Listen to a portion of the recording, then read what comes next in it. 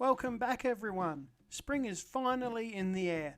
A lot has happened since my last update, so let's get straight into it. 3 weeks ago, which was a month after starting my chili pepper seeds, I removed the lids off of the propagators and also removed the heat mats from my grow setup. For the last 2 weeks, I have also been running a fan for half an hour a day in the shed to provide some airflow to the seedlings. I also went to my local Bunnings to check out some of the early spring chili seedlings that were available. They have the same hotheads range as last year, and I decided to purchase one of each variety, as these previously produced huge yields last year. We have the African Bird's Eye, or Piri Piri, Cap Mushroom Red, 7-Pot Brain Strain Red, Osbrain Killer 1, White Ghost Pepper, Red Ghost Pepper, Trinidad Scorpion Butch Tea, and finally the fiery Carolina Reaper. As I did last year, I decided to top these plants to encourage more side growth. The Piri Piri and Cap Mushroom definitely needed a trim.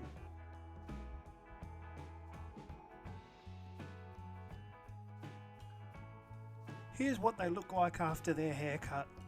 They also needed their weekly feed, so I decided to use my go-to fertilizer, Chilli Focus.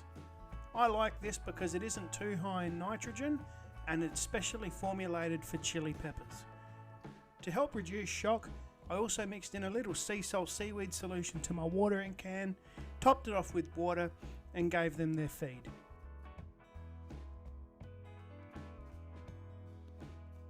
Last week I washed all my plastic containers from last season to prepare for transferring seedlings into individual pots.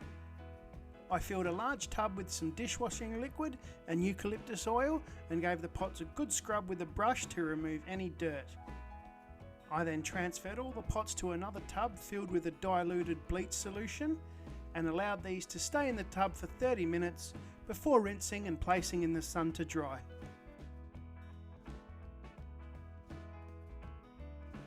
And that brings us to this weekend. Most of my seedlings have their first and second set of true leaves, so I decided to transfer them all into individual pots. I made a large batch of potting mix using seed starting mix and adding perlite and vermiculite. With my pots and labels at the ready, I started the arduous task. I begin by affixing a label of the variety I was transplanting to the pot with sticky tape. For me, it's a lot easier doing it now than when the pot has been filled. I fill up the pot with the potting mix and shake any excess back into the container. I make a depression for the seedling to go into using my finger. Using a plastic fork, I ease out the individual seedlings from the cell trays and do this while holding them delicately from the leaves. I lower the seedling into the hole and pat down gently to ease it in, adding extra potting mix if required.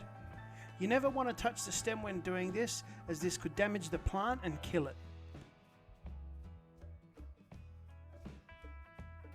All that's left to do is give them a watering in to settle the soil and a feed. As before, I used my Chilli Focus and Seasol mixture to help reduce transplant shock.